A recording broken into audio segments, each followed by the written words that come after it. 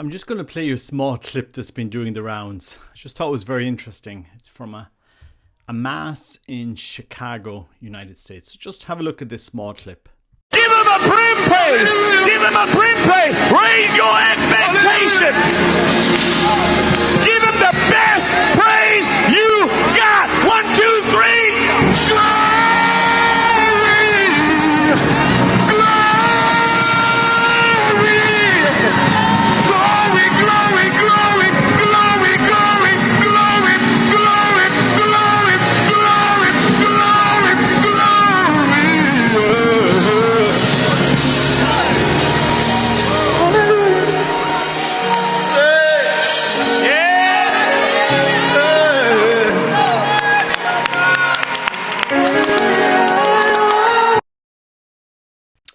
So that's a mass celebrated by Father Michael Flager. He's a priest from Chicago.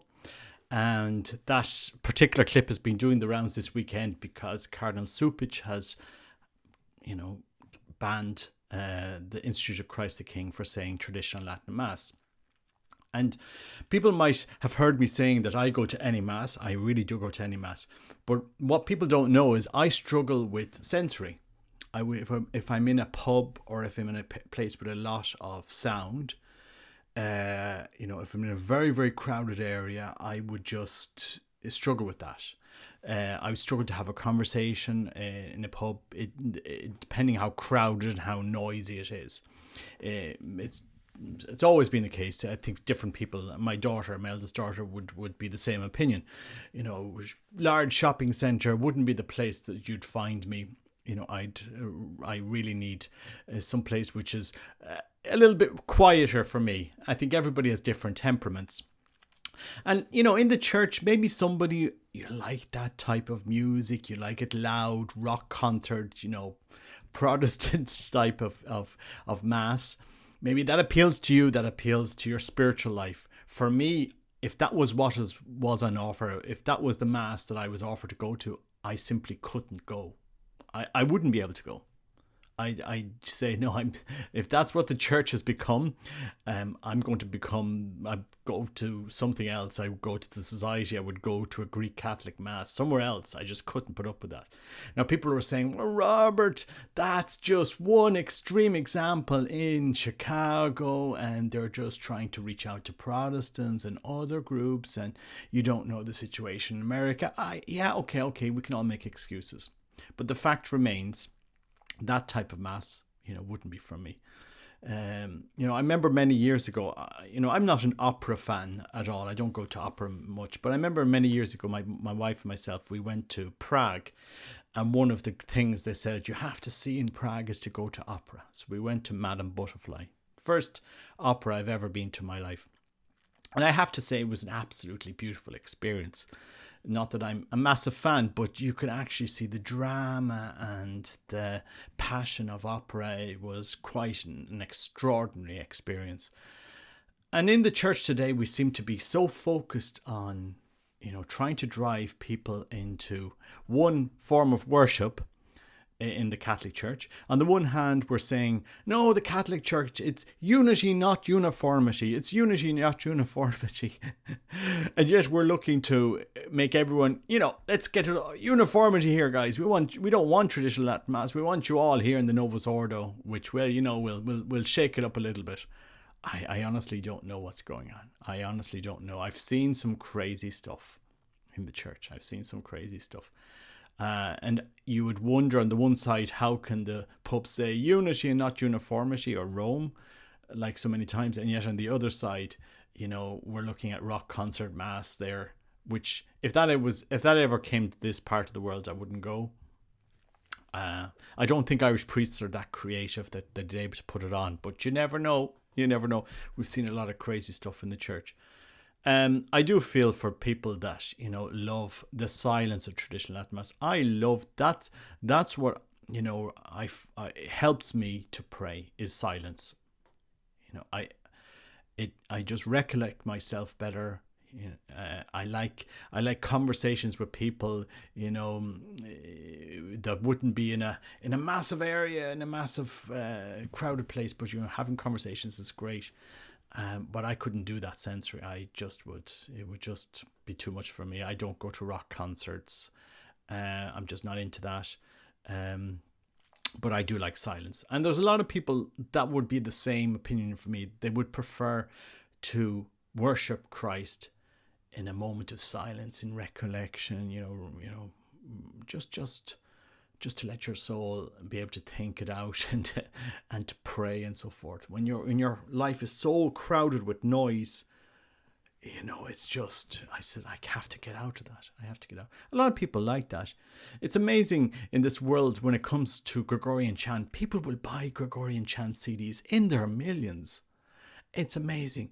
When you go to a monastery and you hear Gregorian chant, people are saying, oh, this is beautiful. This is amazing. This used to be part and parcel of Catholicism at one stage.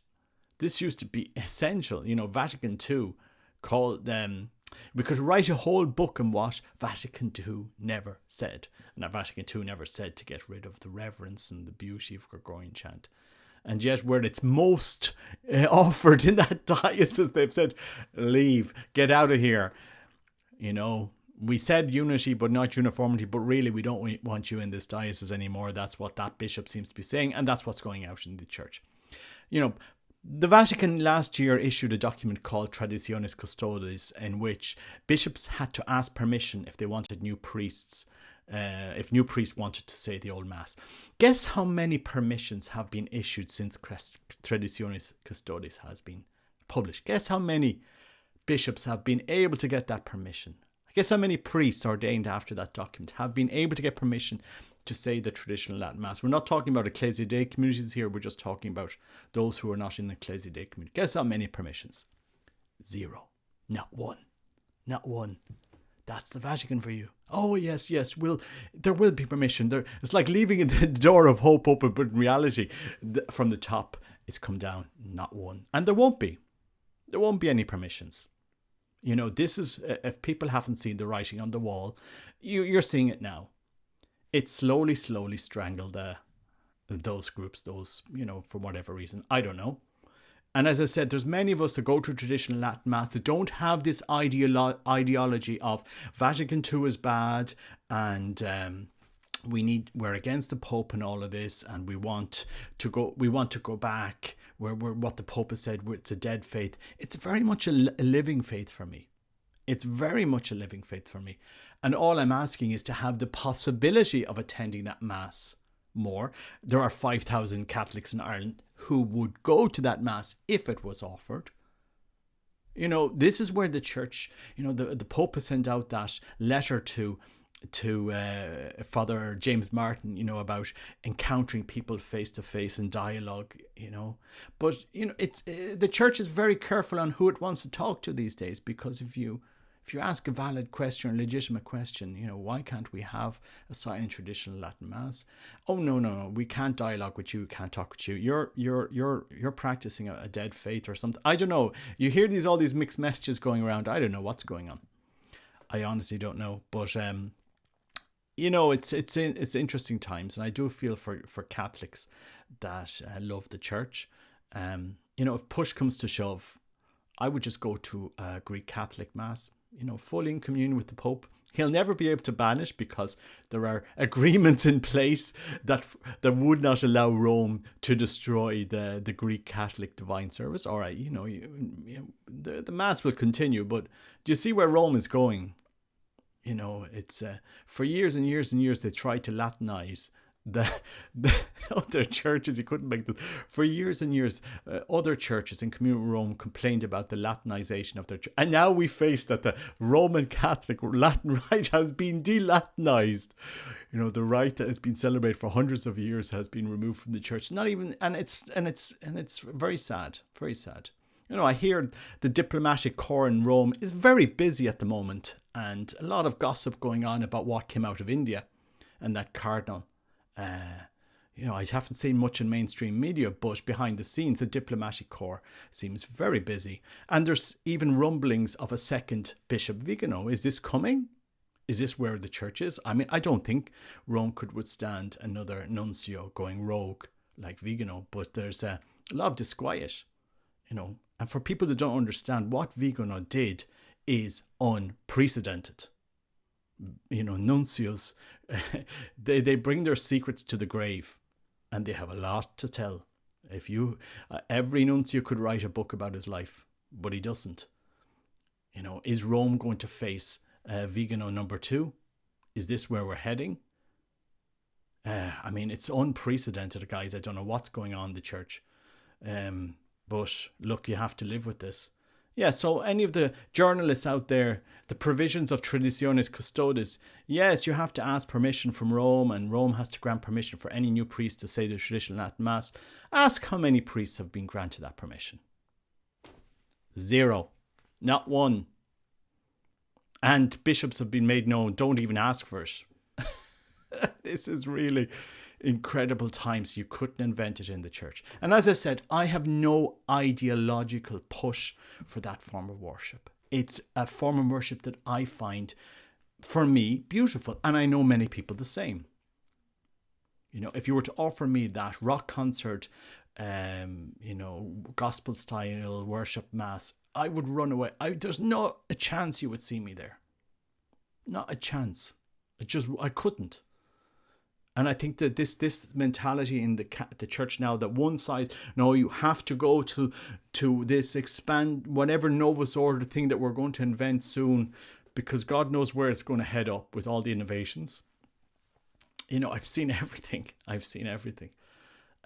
couldn't invent it. I think we're the only church left with all the rights in the church. We're the only right left now in the church that really doesn't know where it's developing to. And that's okay. Maybe the Pope wants the right to maybe in other countries, maybe we'll have a Korean right or some of the rights in the African countries. Maybe it'll work for them, for their populations and so forth. I'm not against it. I'm not saying no. As I said, you can have unity and diversity, but there doesn't seem to be any allowance for our, views and what we find holy and what we find sacred. You know, we had one pope tell us one thing that was fine. And we have another pope that come along, while the two popes are living, completely rolling back what we find most sacred, which is the Mass, the traditional Latin Mass. You know, guys, I struggle with this all the time. And you've seen my video there with John Salsa. To say the least, that if people don't know how much I love the church, then you don't know me.